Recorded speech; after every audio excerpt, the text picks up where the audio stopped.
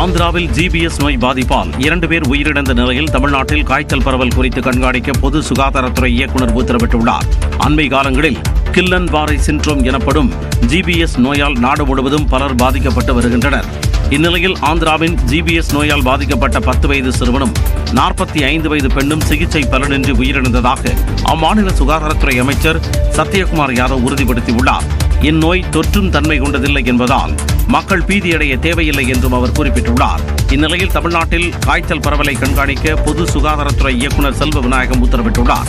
அதன்படி பள்ளி மாணவர்களின் உடல் நலனை கண்காணித்து மருத்துவமனைகளில் போதிய மருந்துகள், படுக்கை வசதிகள் இருப்பதை உறுதி செய்யுமாறு மாவட்ட சுகாதாரத்துறை அதிகாரிகளுக்கு அறிவுறுத்தப்பட்டுள்ளது.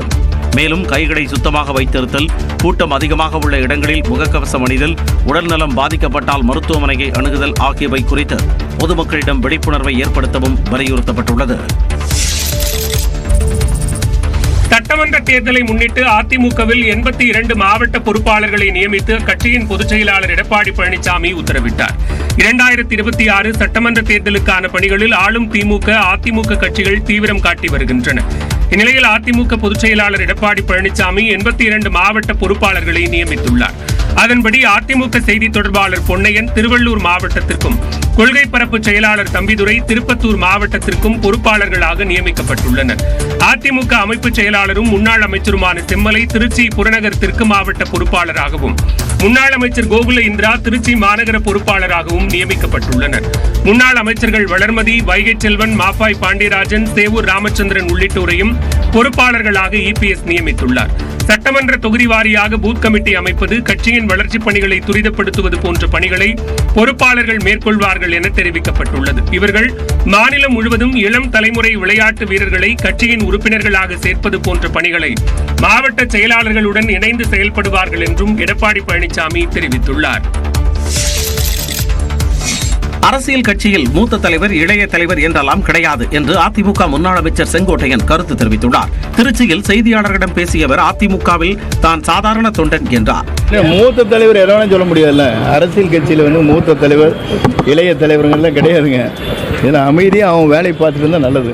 எடப்பாடி பழனிசாமியை சந்திப்பீர்களா, இருவருக்கும் சுமூகமான உறவு உள்ளதா ஆகிய கேள்விகளுக்கு பதிலளிக்காமல் செங்கோட்டையன் தவிர்த்தார். என்னங்க? இல்லை நீங்கள் அந்த கொஸ்டின் மேலே கொஸ்டின் போடக்கூடாது. நீங்கள் அவர் கேட்டார், அதுக்கப்புறம் அதுக்கு தகுந்த ஆன்சர் பண்ணியாச்சு. அடுத்த கொஸ்டின் போட்டீங்க நான் என்ன ஆன்சர் பண்ணுறது?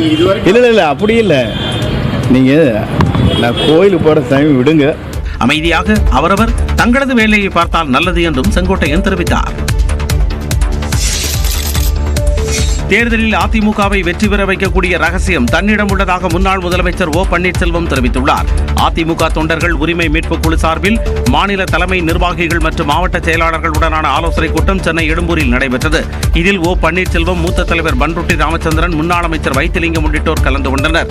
நிகழ்ச்சியில் பேசிய ஓ பன்னீர்செல்வம் 3 ஆண்டுகளாக கட்சியை ஒன்றிணைக்க போராடி வருவதாகவும், அதிமுகவை வெற்றி பெற வைப்பதற்கான ரகசியம் தன்னிடம் உள்ளதாகவும் கூறினார். அதிமுக ஒருங்கிணைப்பாளர் பதவிக்கு விரைவில் ஒரு தொண்டர் வருவார் என்றும், பொதுச் செயலாளர் பதவியே இருக்காது என்றும் அவர் குறிப்பிட்டார். நாளை அனைத்து இந்திய அண்ணா முன்னேற்ற கழகத்தினுடைய தலைமை பொறுப்புக்கு பொதுச் செயலாளர் என்ற பொறுப்பு இல்லை, ஒருங்கிணைப்பாளர் என்ற பொறுப்பிற்கு ஒரு தொண்டன் வந்து உட்காருகின்ற காலம் வெகு தூரத்தில் உறுதியாக வரும். ஒற்றை தலைமை உருவாக்கப்பட்டும் தேர்தலை சந்திக்க திறனற்ற கட்சியாகத்தான் அதிமுக உள்ளது என கூறினார். மத்திய உள்துறை அமைச்சர் அமித்ஷா வரும் 25ஆம் தேதி தமிழ்நாட்டிற்கு வர உள்ளார். 2 நாள் பயணமாக கோவை வரும் அமித்ஷா கோவையில் ஈஷா யோகா மையத்தில் சிவராத்திரி நிகழ்ச்சியில் பங்கேற்கிறார். 26ஆம் தேதி ராமநாதபுரம், திருவண்ணாமலை, கோவை, பெரம்பலூர் உள்ளிட்ட 5 மாவட்ட பாஜக அலுவலகங்களை திறந்து வைக்க இருக்கிறார். கோவையில் நடக்கவுள்ள கட்சி நிகழ்ச்சியில் பங்கேற்கும் அமித்ஷா காணொலி வாயிலாக 5 மாவட்ட அலுவலகங்களையும் திறந்து வைப்பதாக தகவல் வெளியாகியிருக்கிறது. பாம்பன் பாலம் திறப்பு விழாவில் பங்கேற்க பிரதமர் நரேந்திர மோடி வரும் 28ஆம் தேதி தமிழ்நாட்டிற்கு வர இருக்கும் நிலையில் அமித்ஷாவும் தமிழகத்திற்கு வர இருக்கிறார்.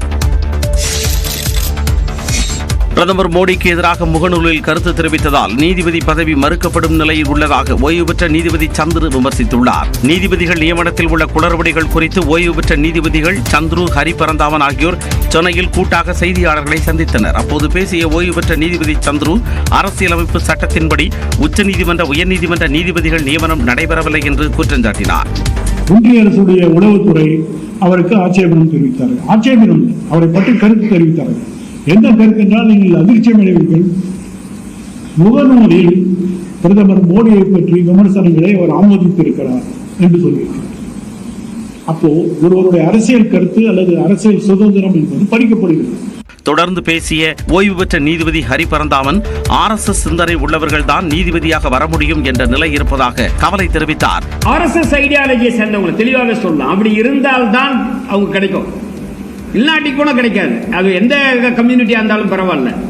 அப்படின்ற ஒரு விதமான ஒரு சூழல் இன்னைக்கு இருக்கு. எல்லா இன்ஸ்டிடியூஷனையும் அவங்க கையில் எடுத்துக்கிட்டாங்க. நீதிபதிகள் நியமனங்கள் வரை RSS ஆதிக்கம் இருப்பதாகவும் ஹரிபரந்தாமன் குறிப்பிட்டார்.